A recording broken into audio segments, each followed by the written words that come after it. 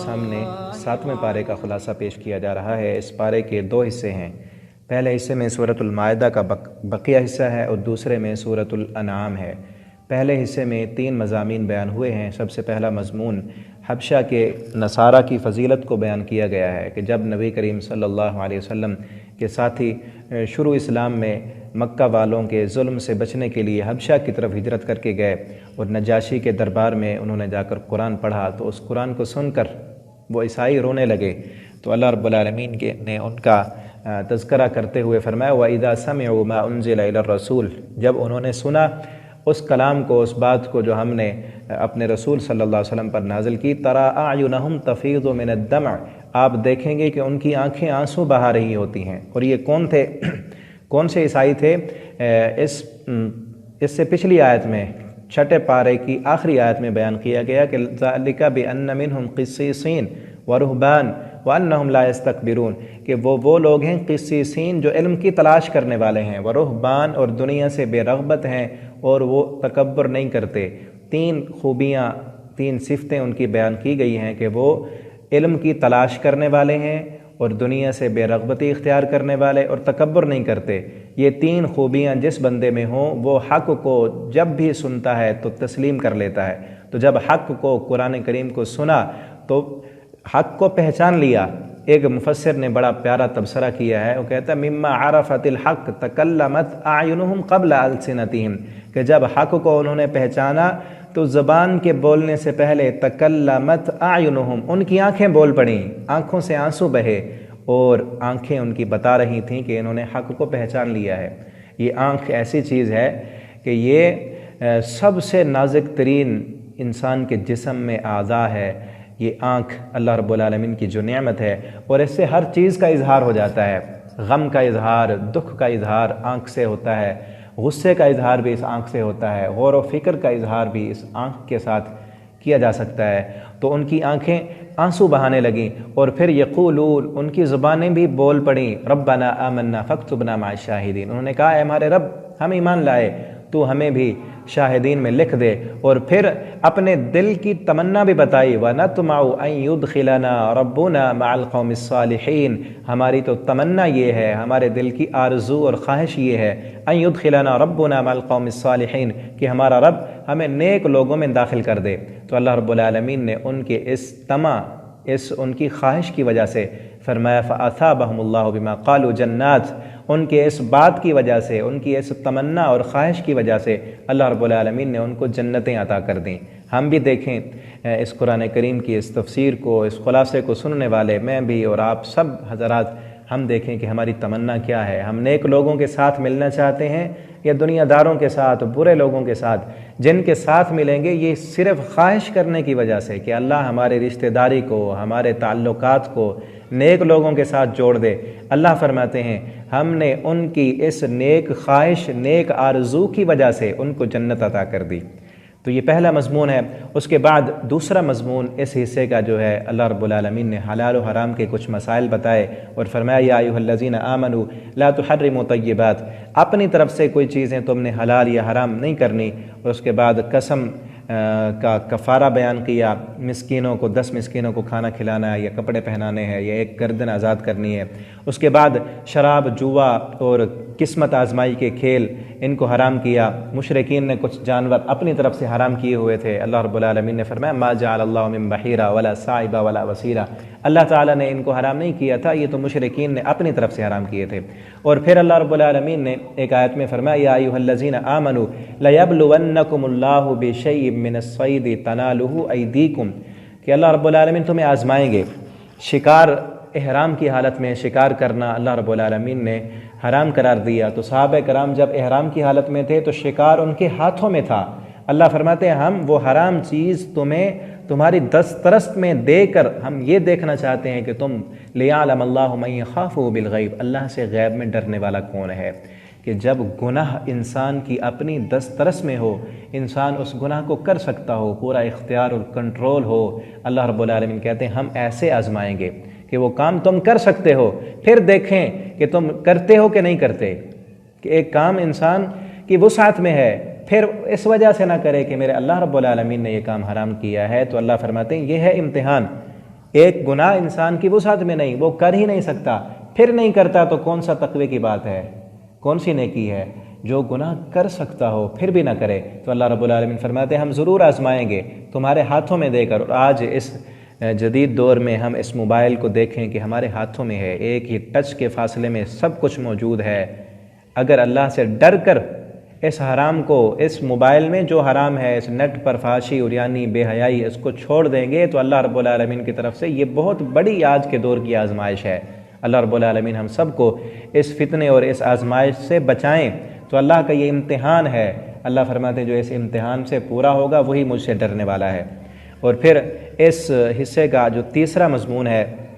اس میں اللہ رب العالمین نے قیامت کے دن کا ذکر کیا ہے اور حضرت عیسیٰ علیہ السلام کا تذکرہ کیا ہے۔ فرمایا یوم یجمع اللہ الرسل فیقول ماذا اجبتم، کہ جس دن سب رسولوں کو جمع کیا جائے گا اور سب سے پوچھا جائے گا وَإِذْ قَالَ اللَّهُ يَا عِيسَى ابْنَ مریم، اور عیسیٰ علیہ السلام کا خصوصی ذکر کیا کہ جب عیسیٰ علیہ السلام سے ہم پوچھیں گے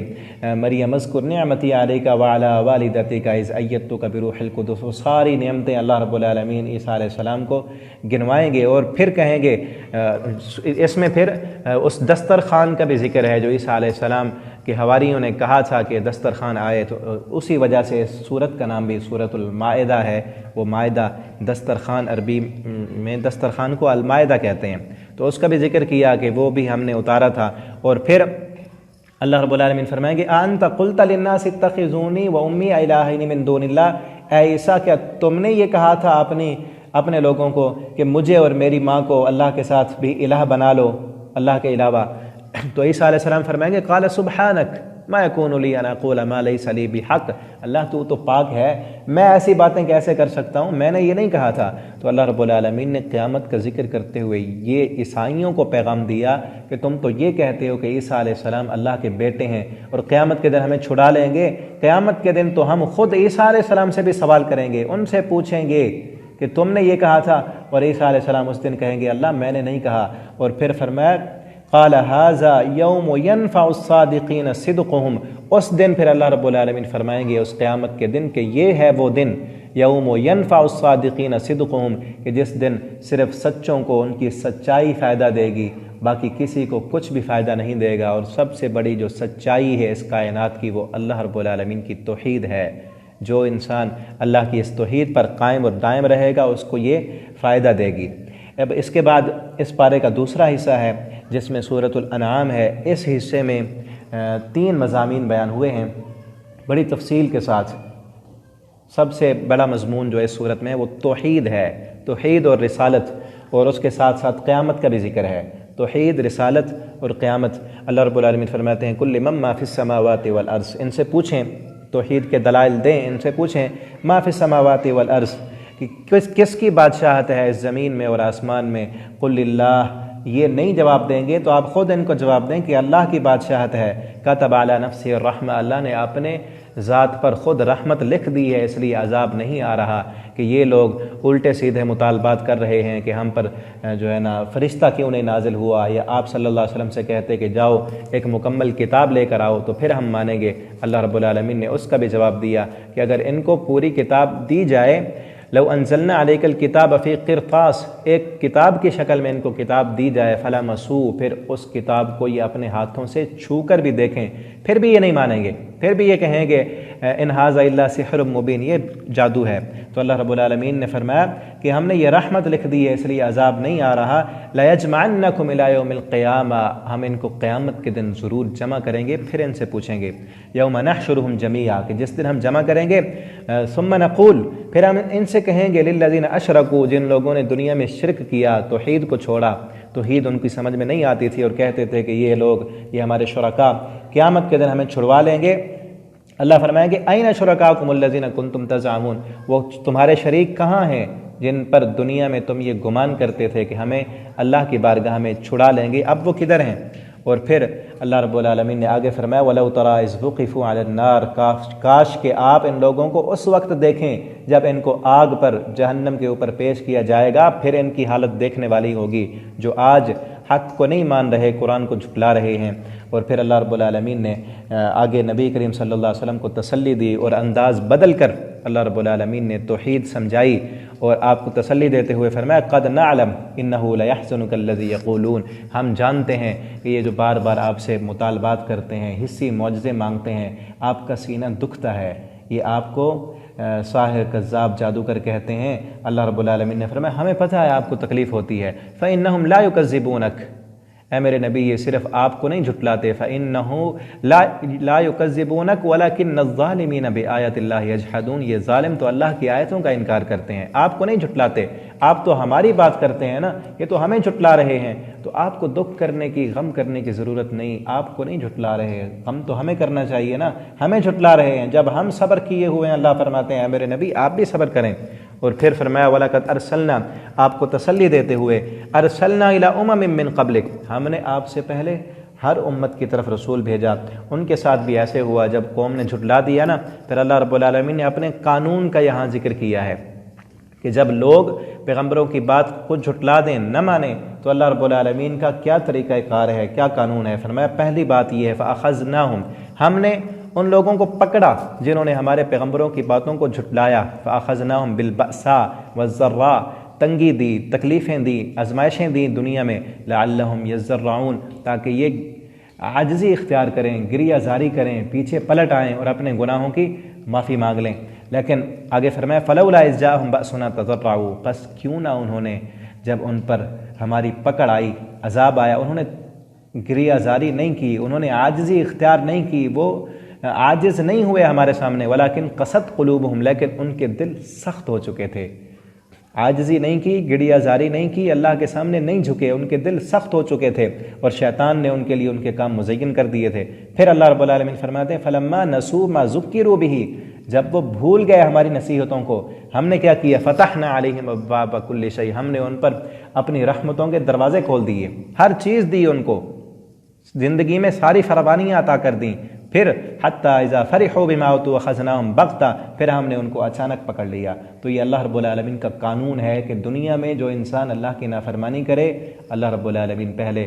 تھوڑے تھوڑے چھوٹے چھوٹے عذاب دیتے ہیں تاکہ یہ پلٹ آئیں واپس، پھر بھی اگر کوئی نہ پلٹے اور بغاوت میں آگے بڑھ جائے تو اللہ رب العالمین اس کو پھر ڈھیل دے دیتے ہیں، ساری فراوانیاں دیتے ہیں، اور پھر اگلا سٹیپ ہمیشہ کے عذاب کا ہوتا ہے، اخذناہم بغتہ، پھر اچانک پکڑ آتی ہے، فقطع دابر القوم الذین ظلموا، اللہ فرماتے ہیں پھر ہم ایسے ظالموں کی جڑ ہی کاٹ کر رکھ دیتے ہیں۔ تو آج اس دنیا میں ہمیں دیکھنا چاہیے کہ اگر نافرمانی کے ساتھ انسان کو دنیا کی سہولتیں مل رہی ہیں، دنیا کی فراوانی مل رہی ہے نافرمان انسان کو، تو اس کو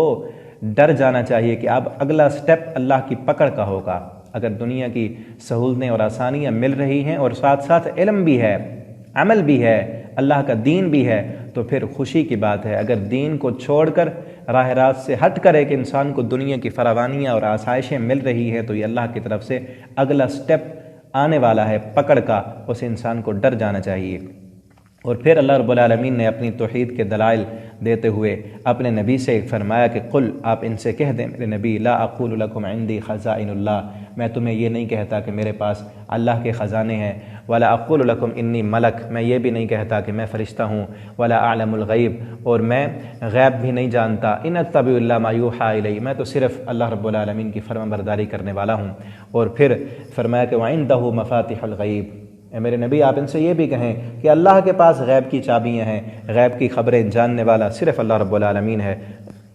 غیب کی چابیاں، غیب بند ہے اور اس غیب کو تالا لگا ہوا ہے، اس تالے کی جو چابی ہے وہ اللہ رب العالمین کے پاس ہے۔ غیب جاننا تو دور کی بات ہے، غیب جہاں محفوظ ہے وہاں تالا لگا ہوا ہے اور تالے کی چابی کسی کے پاس نہیں، صرف اللہ رب العالمین کے پاس ہے۔ لا يعلمها الا هو، اللہ کے سوا اسے کوئی جاننے والا نہیں۔ ولا حبۃ فی ظلمات الارض ولا رطب ولا یابس، ایک پتا بھی اگر گرتا ہے تو اللہ رب العالمین فرماتے ہیں وہ میرے علم میں ہے۔ کائنات کا ایک پتا بھی اللہ کی مرضی کے بغیر حرکت نہیں کر سکتا، اللہ کو سب معلوم ہے۔ اور یہاں اللہ رب العالمین نے اپنے مومن بندوں کا بھی ذکر کیا اور فرمایا کہ اذا جاءک الذین یؤمنون بآیاتنا، میرے وہ بندے اے میرے نبی جو آپ کے پاس آتے ہیں، میری آیتوں پر ایمان لانے والے، جنہوں نے توحید کو اپنایا، میری آیتوں پر انہوں نے ایمان رکھا، لبیک کہا، اور اس وجہ سے ان کے رشتہ داروں نے ان سے اپنی رشتہ داریاں توڑ دیں، ان کے اپنے ان کے بیگانے بن گئے، سب کچھ ان سے چھوٹ گیا، ان سے ان کے گھر چھین لیے گئے، جب وہ آپ کے پاس آئیں فَقُلْ سَلَامٌ عَلَيْكُمْ، آپ ان کو سلام کہیں، میری طرف سے ان کو سلامتی کہیں، اور پھر انہیں کہیں كَتَبَ رَبُّكُمْ عَلَى نَفْسِهِ الرَّحْمَةَ، اے میرے لیے تکلیفیں اٹھانے والوں، مصیبتیں برداشت کرنے والوں، كَتَبَ رَبُّكُمْ عَلَى نَفْسِهِ الرَّحْمَةَ، اللہ نے تمہاری رشتہ داری کو اپنی رحمت کے ساتھ جوڑ دیا ہے۔ اگر تمہارے رشتہ داروں نے تم سے رشتہ داریاں توڑ دی ہیں تو اللہ رب العالمین نے تمہاری رشتہ داری کو اپنی رحمت کے ساتھ جوڑ دیا ہے۔ تو کتنی فضیلت ہے اس بندے کی جو اللہ کی آیتوں پر ایمان رکھنے والا ہے۔ اور پھر اللہ رب العالمین نے اپنی توحید سمجھاتے ہوئے انداز بدلا اور فرمایا قُلْ مَن يُنَجِّيكُمْ مِنْهَا وَمِن كُلِّ كَرْبٍ ثُمَّ أَنْتُمْ تُشْرِكُونَ، کون ہے جو تمہیں نجات دلاتا ہے فی ظلمات البر والبحر، اندھیروں میں، خشکی اور تری کے اندھیروں میں جب تم پھنستے ہو، کون تمہیں نجات دلاتا ہے؟ قُلِ اللَّهُ، ان سے کہیں کہ اللہ نجات دلانے والا ہے، ثُمَّ أَنْتُمْ تُشْرِكُونَ، پھر بھی تم اللہ کے ساتھ شرک کرتے ہو۔ اور اللہ رب العالمین نے فرمایا وَأُوحِيَ إِلَيَّ، اے میرے نبی آپ ان سے کہیں کہ میرے اوپر وحی کی گئی ہے، هَذَا الْقُرْآنُ، یہ قرآن، لِأُنذِرَكُمْ بِهِ، تاکہ میں ڈراؤں تم کو، تمہیں ڈرانے کے لیے اللہ رب العالمین نے میرے اوپر یہ وحی کی ہے کہ میں تمہیں ڈراتا رہوں، وَمَن بَلَغ، اور اس کو بھی ڈراؤں، وَمَن بَلَغ، جس تک یہ قرآن پہنچے۔ تو ہم تک یہ قرآن پہنچا ہے تو اللہ رب العالمین کے پیارے پیغمبر صلی اللہ علیہ وسلم ہمیں بھی ڈرا رہے ہیں، ہمیں ڈر جانا چاہیے اور اللہ رب العالمین کی توحید پر چلنا چاہیے اور رب کی فرم برداری کرنی چاہیے۔ اس کے بعد اللہ رب العالمین نے حضرت ابراہیم علیہ السلام کا ذکر کیا ہے کہ ان کا توحید کا خطاب جو انہوں نے قوم سے خطاب کیا، اور اذ قال ابراہیم لابیہ آزر تتخذ اصناما آلہۃ، اپنے باپ سے کہا کیا تو بتوں کو الہ بناتا ہے؟ اور پھر ستاروں کو دیکھا، چاند کو دیکھا، سورج کو دیکھا، اور کہا کہ لا احب الآفلین، یہ چھپ جانے والے، ان سے میں محبت نہیں کرتا۔ جو چھپ جائے اس سے کیا محبت ہوتی ہے؟ بڑا عجیب نقطہ ان آیتوں میں ہے کہ ابراہیم علیہ السلام فرماتے ہیں لا احب الآفلین، جو مشکل کے وقت چھپ جائے اس سے کیا محبت کی جاتی ہے؟ جو دوست ہو، دوست تو وہ ہے جو مشکل میں کام آئے، جو مشکل میں پتلی گلی سے نکل جائے وہ کیا دوست ہے؟ فرمایا یہ جو چھپ جاتے ہیں نا یہ محبت کرنے کے لائق ہی نہیں۔ اور دوسرا نقطہ یہاں یہ ہے کہ جو معبود ہو نا اس سے محبت بھی کرنی چاہیے۔ فرمایا یہ چھپ جاتے ہیں، یہ معبود نہیں ہو سکتے، اور پھر محبت بھی نہیں ان سے۔ اور پھر اللہ ابراہیم علیہ السلام نے جب سب چیزوں کو دیکھا نا، اور پھر بعد میں کہنے لگے انی بری مما تشرکون، اے میری قوم میں تم سے بری ہوں، اس شرک سے بری ہوں۔ جب ان شرک سے برات کا اعلان کیا نا، ہدایت کی طرف آئے، تو پھر حاجہ قومہ، قوم فوراً جھگڑنے لگی۔ جب ضلالت پر تھے، جب توحید کی بات نہیں کی تھی، ستارے کو معبود کہا، چاند کو معبود کہا، سورج کو معبود کہا، قوم نے کوئی جھگڑا نہیں کیا۔ ستارہ معبود تھا، تبدیل کیا، چاند بنایا، چاند کو تبدیل کیا، سورج بنایا، قوم نے نہیں جھگڑا کیا۔ جب ابراہیم علیہ السلام نے ان سب باطل معبودوں کو چھوڑا اور حقیقی معبود کی طرف آئے، انی وجہت وجہی للذی، قوم فوراً جھگڑنے لگی۔ تو یہاں یہ نقطہ ملا کہ جھگڑا اس کے ساتھ کیا جاتا ہے جو حق پر آ جائے، جو باطل پر رہے، باطل پرستوں کے ساتھ رہے، ان سے کوئی جھگڑنے والا نہیں ہوتا۔ تو پھر آگے اللہ رب العالمین نے بڑی پیاری بات کی ہے، بڑا ہی پیارا نقطہ بیان کیا جا رہا ہے، بڑا توجہ طلب۔ اللہ تعالیٰ فرماتے ہیں الذین آمنوا ولم یلبسوا ایمانہم بظلم اولئک لہم الامن۔ توحید کی اہمیت اور فضیلت، اور اللہ رب العالمین نے اس آیت میں فرمایا کہ الذین آمنوا ولم یلبسوا ایمانہم بظلم، وہ لوگ جو ایمان لائے، موحد بن گئے، عقیدہ توحید اختیار کیا اور اس کے ساتھ شرک کی ملاوٹ نہیں کی، اولئک لہم الامن، ان کے لیے امن ہوگا۔ آج دنیا میں امن کا ایک ہی راستہ ہے، ایک ہی راستہ، عقیدہ توحید اپنا لیں تو امن آ جائے گا۔ آج لوگ امن کی بات کرتے ہیں، عقیدے کی بات نہیں کرتے۔ عقیدہ امن کے ساتھ ہے، امن عقیدے کے ساتھ ہے۔ عقیدہ درست ہوگا تو اللہ رب العالمین کی طرف سے گارنٹی ہے کہ امن آئے گا۔ اگر عقیدہ ٹھیک نہ ہوا تو کبھی امن آ ہی نہیں سکتا۔ اور پھر اللہ رب العالمین نے آگے فرمایا کہ ان نا قدروں نے میری قدر ہی نہیں کی،